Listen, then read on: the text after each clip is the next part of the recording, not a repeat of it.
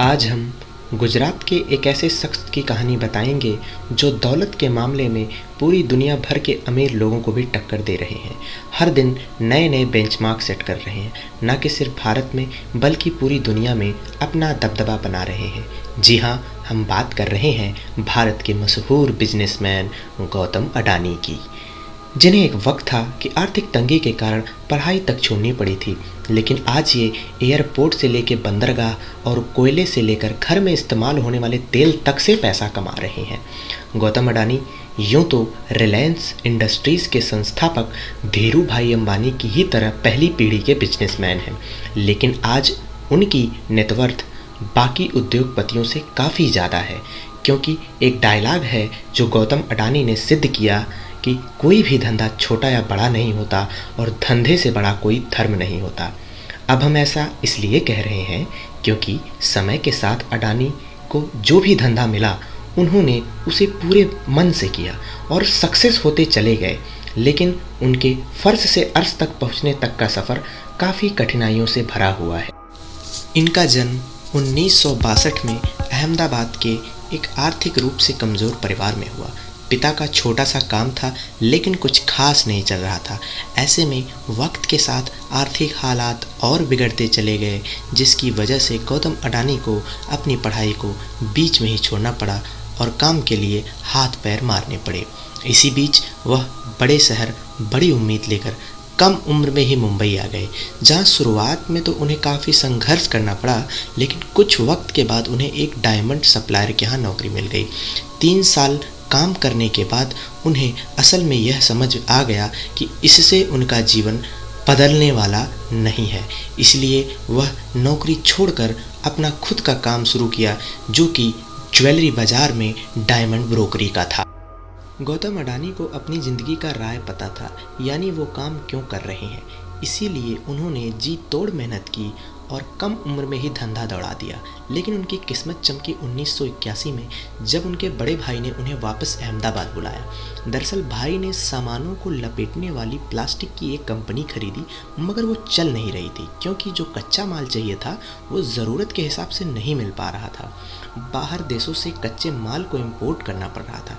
ऐसे में इसे एक अवसर के तौर पर देखते हुए अडानी ने कांडला पोर्ट पर प्लास्टिक ग्रेन्युल्स का आयात शुरू किया और 1988 में शुरू की अडानी एक्सपोर्ट, जिसका नाम बदलकर बाद में अडानी इंटरप्राइजेस कर दिया गया। इसमें धातु, एग्रीकल्चर प्रोडक्ट और कपड़ों की कमोडिटी ट्रेडिंग होती थी।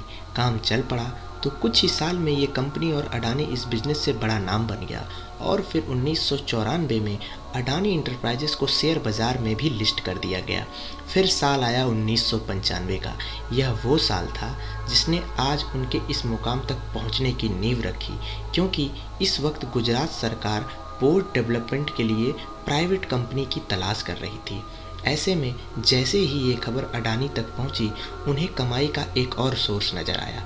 इसीलिए उन्होंने गुजरात के सबसे बड़े बंदरगाह मुंद्रा पोर्ट को ही खरीद लिया। मुंद्रा पोर्ट को खरीदने के बाद 1998 में गौतम अडानी ने अडानी पोर्ट्स और लॉजिस्टिक्स कंपनी की शुरुआत की। वैसे इस बंदरगाह की खासियत के बारे में बताएं तो करीब 8000 हेक्टेयर में फैला ये पोर्ट आज भारत का सबसे बड़ा निजी बंदरगाह है और इस पोर्ट से पूरे भारत के लगभग 1/4 माल की आवाजाही होती है। साथ ही यह जगह स्पेशल इकोनॉमिक जोन के तहत बना है, तो प्रमोटर कंपनी को कोई टैक्स भी नहीं देना पड़ता। इस जोन में power plant, private railway line और एक प्राइवेट एयरपोर्ट भी है। वैसे यहाँ गौर करने वाली बात है कि आज अडानी समूह देश के प्रमुख इंफ्रास्ट्रक्चर ग्रुप में से एक है। उनकी अडानी पोर्ट देश की सबसे बड़ी पोर्ट मैनेजमेंट कंपनी है, जो कि गुजरात, महाराष्ट्र, गोवा, केरल, आंध्र प्रदेश, तमिलनाडु और उड़ीसा जैसे 7 समुद्री राज्यों में इनके 13 डोमेस्टिक पोर्ट्स हैं। अब जैसे जैसे समय गुजरता गया, अडानी खुद को ग्रो करते चले गए। वो लोगों के रसोइयों तक भी पहुंच गए। फॉर्च्यून के द्वारा, वही फॉर्च्यून जिसका रिफाइंड ऑयल आज हम घर में सुबह शाम दिन रात इस्तेमाल करते हैं। जनवरी 1999 में अडानी ग्रुप ने विल्मार बिजनेस ग्रुप के साथ हाथ मिलाकर तेल के बिजनेस में भी कदम रख दिया। वैसे फॉर्च्यून तेल के अलावा अडानी ग्रुप आटा, चावल, दाल, चीनी जैसे दर्जनों सामानों को बनाता है, जिनके रख-रखाव के लिए 2005 में अडानी ग्रुप ने फूड कॉर्पोरेशन ऑफ इंडिया के साथ मिलकर अलग-अलग राज्यों में बड़े-बड़े साइलोस बनाए। साइलोस वो चीज़ होती है जिसमें बड़े पैमाने पर अनाज को रखा जाता है और साइलोस के कनेक्टिविटी के लिए अडानी ग्रुप ने नीचे रेलवे लाइन भी बनाई ताकि अनाज को ले जाने में आसानी हो। अब अडानी को काले कोयले में भी पैसा दिखा। उन्होंने डोमेस्टिक इलेक्ट्रिसिटी का जनरेशन किया, बड़े-बड़े राज्यों को बिजली सप्लाई करनी शुरू की, लेकिन इतने बड़े पावर प्लांट को चलाने के लिए ज़रूरत से ज़्यादा कोयला चाहिए था। इसीलिए दिमाग चलाया और ऑस्ट्रेलिया की एक कोल माइन को ही खरीद लिया। फॉर्च्यून इंडिया मैगजीन के मुताबिक 2010 में अडानी ने लिंक एनर्जी से 12,147 करोड़ में कोयला खरीदा और इस खदान में 7.8 बिलियन टन के खनिज भंडार हैं, जो हर साल 60 मिलियन टन कोयला पैदा कर सकती हैं। इसी तरह इंफ्रास्ट्रक्चर की कमी से इंडोनेशिया में मौजूद तेल, गैस और कोयले के लिए अडानी ग्रुप ने साउथ सुमात्रा से कोयला ढुलाई के लिए 1.5 अरब डॉलर निवेश करने की घोषणा की। उस समय इंडोनेशिया इन्वेस्टमेंट अथॉरिटी ने बताया था कि अडानी ग्रुप 5 करोड़ टन की क्षमता वाले एक कोल हैंडलिंग पोर्ट का निर्माण करेगा और साउथ सुमित्रा आइलैंड की खदानों से कोयला निकालने के लिए 250 किलोमीटर रेलवे लाइन बिछाए। इस तरह अडानी अपना कारोबार फैलाते चले गए और पैसा अकाउंट में आता चला गया। जिस अडानी साम्राज्य का कारोबार 2002 में 76.5 करोड़ डॉलर था, वो 2014 तक आते-आते 10 अरब डॉलर हो चुका था। उस वक्त की ज़रूरत को देखते हुए अडानी ग्रुप ने नेचुरल गैस के क्षेत्र में भी बिजनेस को बढ़ाया और 2017 में सोलर पीवी पैनल बनाना शुरू किया।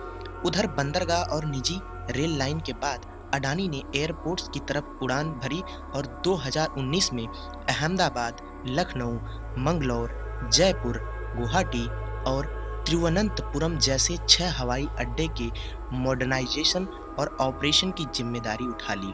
अब अगले 50 सालों तक अडानी ग्रुप इन सभी एयरपोर्ट का ऑपरेशन, मैनेजमेंट और डेवलपमेंट संभालेगा।